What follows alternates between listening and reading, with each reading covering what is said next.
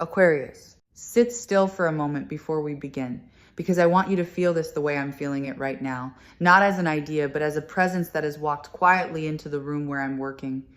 There is someone I can sense the instant I turn my attention toward you, someone whose signal is not loud but persistent, like a single note held under everything else. You know exactly who they are. You knew before I said a word. That small tightening in your chest as you started listening, that involuntary flicker of a face you weren't planning to think about today, that is the whole reading right there. Arriving before I've even described it. So let me describe it anyway, slowly, so you can watch it match what your own body already told you. The first thing that comes through is that this silence between you was never emptiness.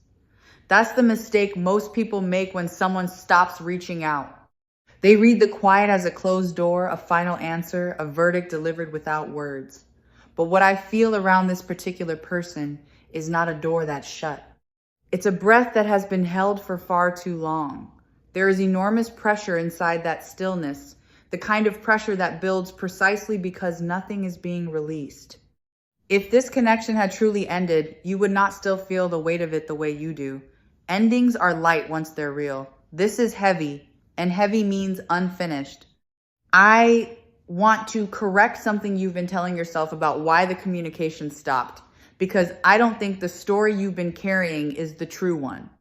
You've probably built a version where you did something wrong, where you said too much or too little, where you were somehow the reason they slipped away. Set that down. What I'm sensing is a moment that got misread on both sides. A small collision of timing and mood that neither of you meant and neither of you knew how to fix afterward. It wasn't a rejection of you. It was a fumble in the dark, and then the awful human tendency to let a fumble harden into a habit, and the habit into a wall that neither of you actually wanted to build. Here is where it gets interesting. And here at Spiritual Light Tarot, I always try to give you the part that other readings leave out, the part underneath the obvious. This person has not spent the silence forgetting you. They have spent it circling you. In their quieter hours, in the moments right before sleep when the defenses come down, you are there. Not as a regret they filed away, but as an open loop their mind keeps returning to, replaying, editing, wishing they'd handled differently. You have been far more present in their inner world than their outer behavior would ever suggest. That gap between what someone shows and what someone carries is exactly where this whole situation lives. Let me tell you what they've been protecting, because it explains everything about why they haven't reached out first. There is a pride in this person that is really just fear wearing a costume. They convinced themselves that too much time had passed, that reaching out now would look strange, that you had surely moved on and would greet their message with cold politeness or worse, with nothing at all. Every day that pride told them it was too late made the next day feel even later. That's the trap they've been caught in, and it's a lonely one. They are not staying away because they stopped caring. They are staying away because they care so much that the possibility of your indifference terrifies them into stillness. Now feel this next part shift, because something has genuinely moved in the recent stretch of time. The pattern that held both of you in place has developed a crack. I don't know the exact shape of what caused it, but I feel the aftermath clearly, a loosening, a softening, a moment where this person let themselves admit what they'd been refusing to admit. Maybe something reminded them sharply of you. Maybe they reached a point of quiet honesty with themselves that they couldn't reach before. Whatever the trigger, the wall they built is no longer as solid as it was.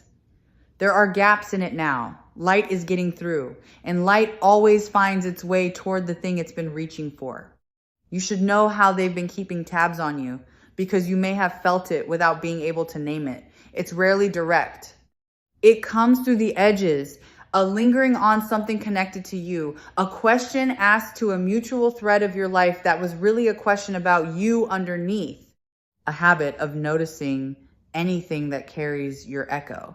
There is a kind of watching that happens from a distance when someone isn't ready to step forward but can't bear to fully let go. That's what has been happening. You have been observed with tenderness from a place just out of your sight, and part of you has sensed the warmth of that gaze even without proof. But I don't want to spend this entire time on them, because the most important shift didn't happen in their world. It happened in yours. During this silence, you became someone new. You stopped waiting in the way you used to wait. You learned to fill your own hours, to steady your own breathing, to look at your reflection and recognize a person who could survive the loss of this connection and keep walking. That was not wasted time. That was the most important work you've done in a long while, and it changed the entire foundation on which any reunion would now stand. You are not the same person who felt abandoned. You are someone who found their own feet. That difference matters more than you realize, because it means the version of you this person is about to encounter again is not the one they left. They will feel it immediately the moment contact resumes. There is a new steadiness in you now, a quiet self-possession that wasn't fully formed before. And here's the beautiful irony of it. The thing the universe seems to arrange with a knowing smile. The very strength you built to live without them is the exact quality that will draw them back and hold their attention when they return. Wholeness is magnetic. The person who no longer desperately needs the connection is the person the connection comes home to. Let me describe the shape this reconnection is likely to take, because I know your imagination has been rehearsing dramatic scenes, and I want to gently redirect you. This is not going to arrive like thunder. It won't be a grand cinematic declaration on a rain-soaked street. What I feel is far softer and honestly far more real. It comes as something small and almost casual on the surface. A simple opening, a low-key message, or a quiet appearance. The kind of thing that could be mistaken for ordinary if you weren't paying attention. The bigness of it lives underneath the smallness of its delivery. That's often how the most meaningful returns happen, wrapped in the plainest paper. And I can feel the emotional tone they'll carry when it happens, which is worth preparing for so it doesn't catch you off balance. Expect a certain nervousness beneath their words, a carefulness, a testing of the water. They will not lead with everything they feel. They'll lead with something safe, something reachable, giving both of you room to breathe.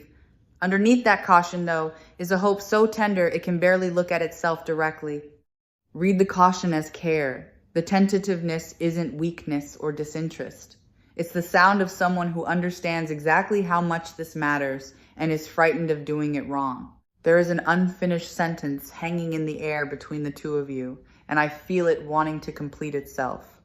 Something was left unsaid when the communication stopped. A thought that got interrupted, a feeling that never found its words, a moment of honesty that was almost spoken and then swallowed.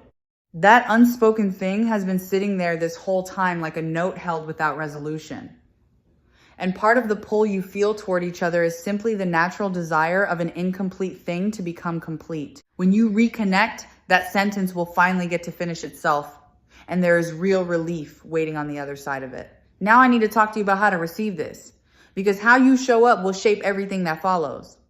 The temptation, when someone you missed comes back, is to fling every door open at once, to pour out all the longing you held back, to make it easy for them by taking on all the emotional labor yourself. Resist that gentle flood, not out of coldness, but out of self-respect. Let them do their share of the reaching. Let them extend and then meet them, rather than sprinting the whole distance while they merely stand still. A reconnection built on mutual effort has roots. One built on your effort alone stays fragile. I want to draw a clear line for you between two things that can look identical from the outside but feel completely different from within, because this is the pivot the whole situation turns on. There is reopening a door, and there is being pulled backward. Reopening a door means you step forward as the whole person you've become, choosing this connection from strength on new terms, with your eyes open. Being pulled backward means you abandon everything you learned and collapse into an old version of yourself the moment they appear. This return is meant to be the first kind. You are not going back to what was. If anything happens here, it's the building of something that never fully got to exist the first time. Consider for a moment what this person actually represents to you. beneath the specifics of who they are. Because I think the connection points to something larger than the two of you. People who linger in our lives long after they've gone quiet are often mirrors, reflecting back a part of ourselves we're still learning to hold. This person showed you a capacity for openness or for hope or for a kind of loving that you didn't know you had until they drew it out of you. Even in the silence, they've been teaching you that this capacity lives in you permanently now. It's yours to keep, whether or not they return. And knowing that is what finally frees you to want the reunion without needing it. The timing of all this has been confusing you, I know, because you've been asking when, as if the answer were a fixed point on a calendar you just haven't been shown. But that's not how this works, and it's not how it's ever worked. The timing isn't governed by clocks. It's governed by readiness, by the slow alignment of two inner worlds finally reaching the same page at the same moment. What I can tell you is that the readiness is arriving. Both of you have been ripening toward this without knowing the other was doing the same. And things that ripen at the same pace tend to meet at the same time. Let me name something about your own worthiness that I think you've been quietly doubting through all of this. Somewhere in the silence, a small voice in you started to wonder whether you were easy to leave, whether you were the kind of person people walk away from and don't come back to. I want to dismantle that lie completely. The very fact that this connection refuses to dissolve, that it keeps its grip across all this quiet, is proof of your significance in this person's life.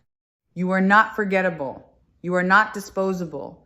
You are the one they couldn't fully release even while telling themselves they had. Let that settle into the place where the doubt used to live. There's a softness that's going to be required of you when the moment comes. And I don't mean weakness. I mean the strength that can afford to be gentle. When this person returns, they will likely arrive with some awkwardness, maybe some clumsy first words, possibly an approach that isn't as smooth as you might wish. Try not to punish them for the imperfection of the attempt. The fact that they're attempting at all against all the fear that kept them frozen is the real message. Grace in that first moment will open far more than perfection ever could. You can be discerning and warm at the same time. Those two things were never enemies. I feel a warmth building as this reading moves toward its center, and it's the warmth of something being restored rather than something being risked. So many reconnections carry a note of danger, a sense of playing with fire, of reopening a wound. This one doesn't feel like that to me. This one feels like a homecoming. Like two people who wandered off in different directions, finally turning around and recognizing the same landmark. There is safety in what's approaching, not the false safety of nothing ever changing, but the deeper safety of two people who have both grown enough to hold something real without breaking it this time. Pay attention to your dreams and your quiet moments in the coming stretch, because that's where you'll feel the shift before it shows up in the outer world. Connections that are about to change often announce themselves first in the subtle realm, a sudden vivid dream of this person, an inexplicable pull to check for a message, a day where they cross your mind so persistently you can't shake it. These are not tricks of a lonely heart. They are the early tremors of a reconnection gathering itself. When you feel that unmistakable surge of them, don't dismiss it.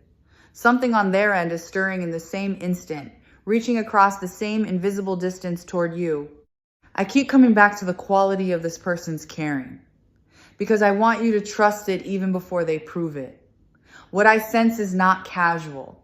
It's not the kind of interest that flickers and dies. There is a depth to how this person holds you internally that surprises even them. They may have tried to convince themselves it was less than it was, tried to file you under lessons learned and move past, but the feeling kept refusing to shrink to the size they assigned it. That refusal is your evidence. Feelings that stay large across long silences are feelings with roots that go all the way down. Understand that when they come back, they'll be carrying a version of you in their mind that they've been living with for a while. And part of the beauty of the reunion is watching them meet the real you and find you even better than the memory. The person they've been missing is a slightly frozen image, a snapshot from the moment things went quiet. The person they'll actually encounter has grown, deepened, become more fully herself. That discovery, that pleasant shock of finding you more rather than less, is going to move them in ways they won't have anticipated. You will exceed your own memory. That's a rare and powerful thing. Let yourself feel a little excited now, not anxious, but genuinely warmed by the possibility, because the energy you carry into this reconnection matters enormously. If you approach it braced for disappointment, you'll broadcast a wariness that makes the whole thing harder for both of you. But if you can hold a quiet, open readiness, a sense of welcome without desperation, you become the kind of presence that's easy to return to. Your inner state is not a passive thing here. It's an active ingredient. The peace you cultivate now becomes the atmosphere they step into. And people always feel that atmosphere before they consciously register anything else. I want to speak to the part of you that's afraid to hope, because I know it's there, and I know it's been burned before by expecting too much. That protective part learned its lesson in a real experience, and I honor it. But protection that never lets you hope again isn't protecting you, it's just quietly shrinking your life. There's a way to stay open without being naive, to let this possibility in while keeping your feet on the ground. You don't have to choose between armor and foolishness. You can hope wisely. You can want this while staying whole. That middle path is exactly where the healthiest version of this reconnection lives. Something I trust about what's approaching is that it isn't asking you to unlearn a single thing you gained in the silence. A reconnection that requires you to become smaller, to forget your growth, to pretend you never found your own strength would not be worth having. But that's not what this is. What's coming actually needs the new you, the steadier you, the you who knows her own worth. The growth wasn't preparation for being alone forever. It was preparation for showing up differently in exactly this kind of moment. Everything you built is about to become useful in the most beautiful way. There's a forgiveness that may want to move through you as this unfolds, and I mention it not as an obligation, but as a relief that's available to you. Somewhere you may be holding a small stone of resentment about the way things went quiet, a residue of hurt about being the one left waiting. You don't have to force yourself past that. But you may find, when the reconnection begins, that the resentment simply loosens its grip on its own, dissolved by the understanding that they were struggling in the silence just as you were. Forgiveness here isn't something you'll have to manufacture. It's something that arrives naturally once you see the full picture. And it's one of the gentlest gifts this whole situation is bringing you. I want you to notice how you feel right now compared to how you felt when you started listening, because that shift is meaningful. Whatever heaviness you carried in has, I hope, begun to lighten. That lightening is not just my words landing. It's your own inner knowing, recognizing truth and relaxing in response to it. Something in you trusts what I'm describing because something in you has felt it coming all along. You've had a quiet certainty underneath all your doubt, a stubborn sense that this wasn't really over. Honor that certainty. It's been more accurate than your fear this entire time. The families of energy around reconnections like this one tend to move in waves.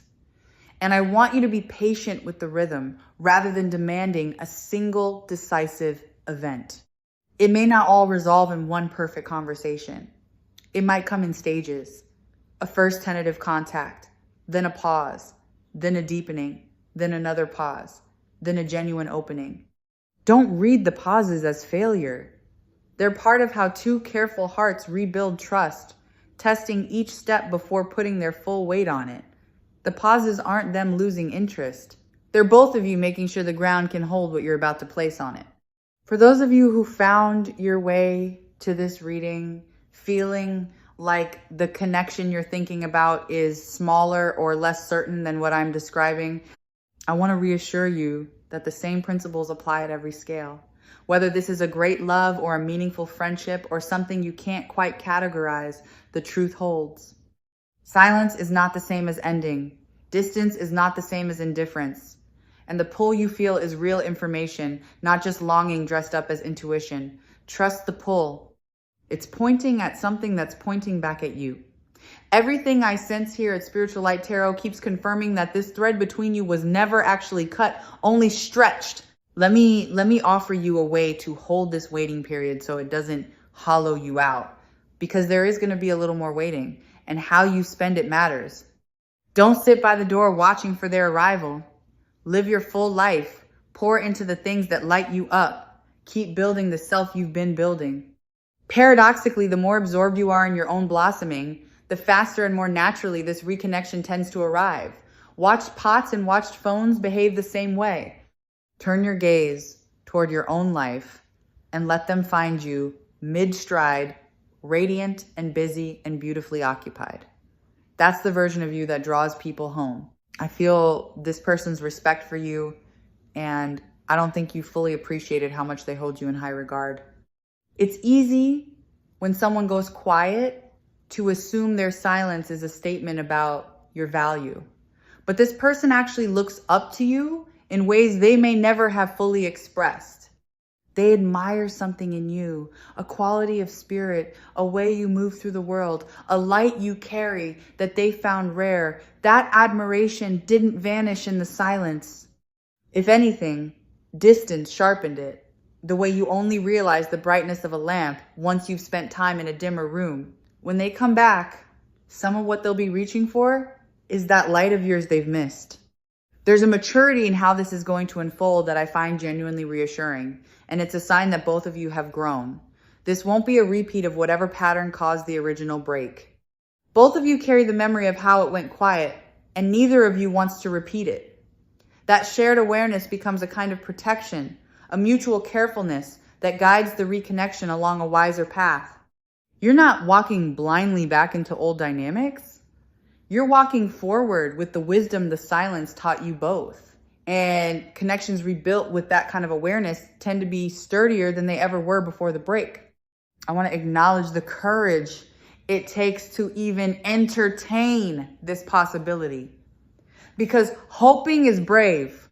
It would be easier in some ways to slam the door shut yourself, to decide it's over, to protect yourself with finality, choosing to stay open, to let the reading in, to allow yourself to want something that isn't guaranteed, that takes a particular kind of bravery that not everyone has. You have it. The fact that you're still here listening, still willing to feel, still refusing to let cynicism have the last word, says something lovely about your heart. That openness is not a weakness to be ashamed of. It's a strength most people never manage to keep. As this reconnection approaches, you may notice old feelings resurfacing, and I want you to greet them without alarm. When someone significant returns, the heart sometimes replays its whole history with them, the good and the tender and the bittersweet all at once. That flood is normal. It doesn't mean you're stuck in the past.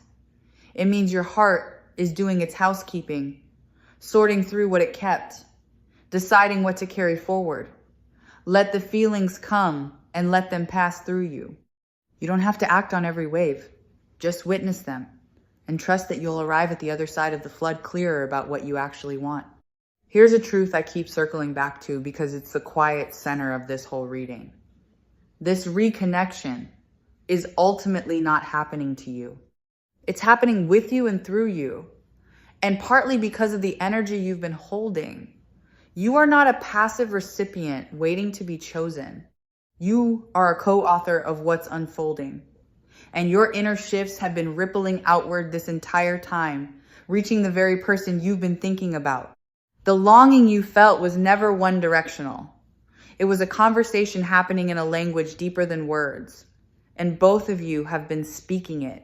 What arrives now is the surface finally catching up to a connection that was alive underneath the whole time. When the moment of reconnection actually comes, I want you to remember to breathe and to stay in your body, because the mind will want to race ahead into fantasies and fears the instant it happens. Come back to the present. Feel your feet. Let the reunion be what it actually is, moment by real moment, rather than the movie your imagination has been playing. The real thing is always richer than the rehearsal, but only if you're present enough to receive it. Don't miss the actual person in front of you by being lost in the version you built in their absence. Be here. That's where the magic actually lives. I'd love for you to carry a small phrase with you as you move through the coming days. Something to return to when the doubt tries to creep back in. Let it be simple. What is mine finds its way to me. Say it when you feel the impatience rising, when the silence tempts you to despair, when you catch yourself checking for a message that hasn't come yet. What is truly yours is not something you have to chase or force or manipulate into being. It arrives through alignment, not through effort. And this connection, if it's meant for you, is already making its way back along a road you can't see but can absolutely trust. There is a place, I sense, that holds the memory of the two of you, somewhere you spent time together or that became quietly associated with them in your mind. That place has been carrying a charge this whole time, and when this person's energy stirs, places like that one often light up first, pulling at you for reasons you can't quite explain. If you find yourself unexpectedly drawn back towards somewhere connected to them, or if such a place keeps surfacing in your thoughts, take it as a signpost rather than a coincidence. The outer world often mirrors the inner shift, and geography has a strange way of announcing what the heart is about to do. I sense that the people around this person have begun to notice a change in them, even if you haven't seen it yourself. There's a restlessness they can't fully hide, a distraction, a way their attention drifts mid-conversation towards something private. Those closest to them may have caught them in a wistful mood they can't quite explain away. This is what it looks like from the outside when someone is quietly wrestling with the pull to reach out. The struggle you can't witness directly is leaving traces in the world they move through, and those traces all point in your direction, whether or not anyone around them has named it yet. Let me describe something almost physical that happens to this person when you cross their mind, because it's more visceral than you might assume. There's a tightening, a small ache somewhere in the chest, a wave that moves through them and leaves them momentarily still. Thoughts of you are not neutral for them. They land in the body, not just the mind. That's how you know a connection has real weight. When the mere memory of a person produces an actual sensation rather than a passing image. You have been living in their nervous system this whole time, not just their memory. And the body is far more honest than the stories the mind tells to keep the peace. I want to tell you about the messages that were written and never sent, because I feel there have been several.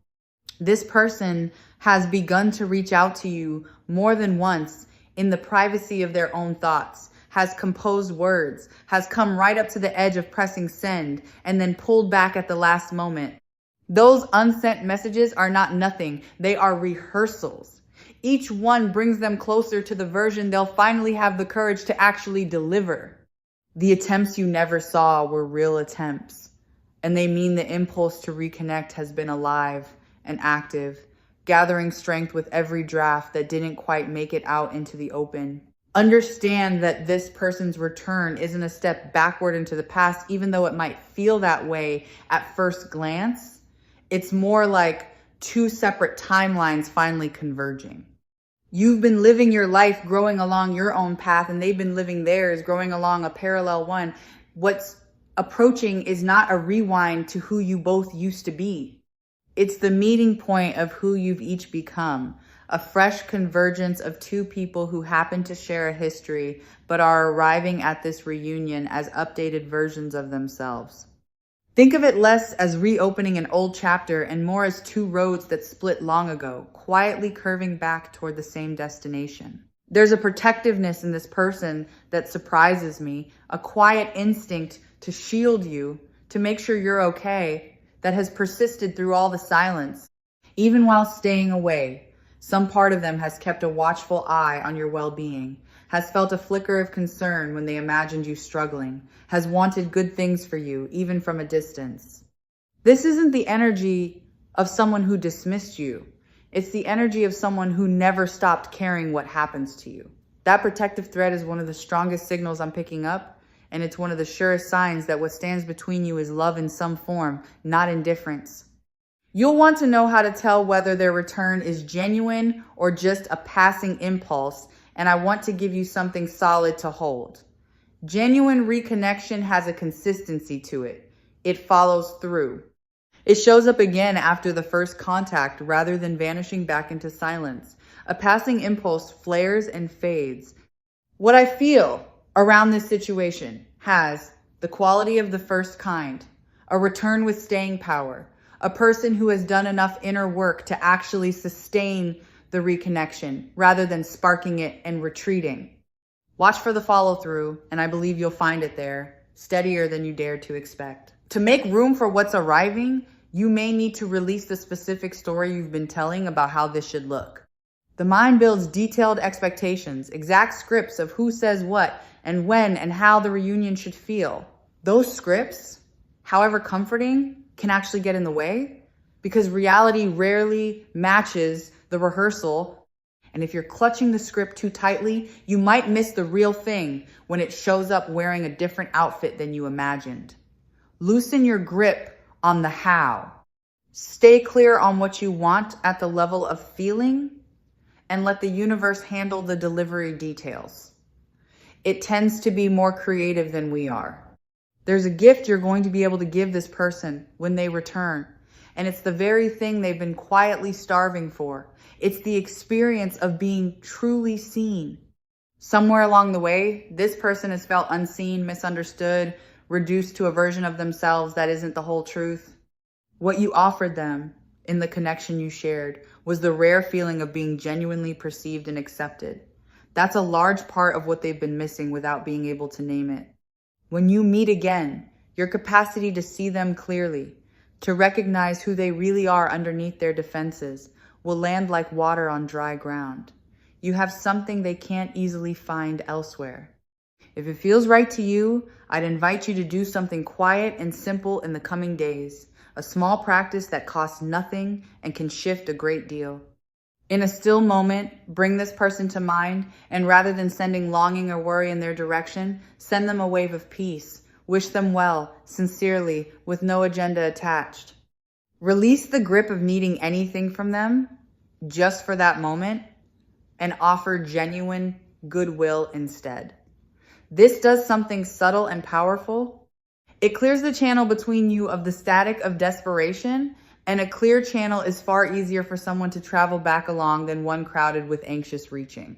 I want you to consider that closure and reunion might turn out to be the same event here, which is a possibility most people never imagine.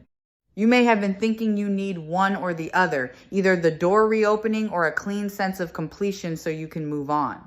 But sometimes life offers a third thing, a reconnection that itself becomes the healing, a conversation that both reopens the connection and resolves what was left hanging, all at once. You don't necessarily have to choose between getting them back and getting peace. What's approaching may hand you both in the same tender moment, and that's a kind of grace worth staying open to. One of the quieter gifts hidden in all of this is what it will do for your relationship with your own intuition going forward. You've been sensing this reconnection coming for a while, even when logic argued against it, even when the silence seemed to say otherwise. When it actually unfolds the way some deep part of you always suspected it would, that's going to teach you something you'll carry for the rest of your life, which is that your inner knowing is trustworthy. This whole experience is quietly training you to believe yourself, to honor the signals that arrive without proof. That lesson will serve you long after this particular story resolves in every corner of your life, where you're learning to trust what you feel. Waiting is anxious, contracted, always leaning toward a future that hasn't come. Knowing is spacious, settled, at peace in the present because it trusts what's on its way. You spend enough time in the waiting. Step into the knowing. Let yourself feel quietly and without needing proof that this thread between you and this person is intact, that the reconnection is real, that the silence was a chapter and not the whole book. That settled feeling is not delusion. It's the deepest kind of intelligence, the kind that senses truth before the evidence arrives. If this reading found you today, I don't think it was an accident, and I say that with all the warmth I have, because everything from Spiritual Light Tarot seems to reach the people who most need to hear it at the exact moment they need to hear it. You came here carrying a question about someone who went quiet, and I hope you're leaving with something steadier than an answer. I hope you're leaving with a felt sense that you were never as forgotten as your fear suggested, that the connection you've been grieving was only resting, and that you, exactly as you are now, are more than ready for what's making its way back to you. Hold that. Let it be true, because it is. And let the quiet knowing carry you gently forward until the moment this all becomes real.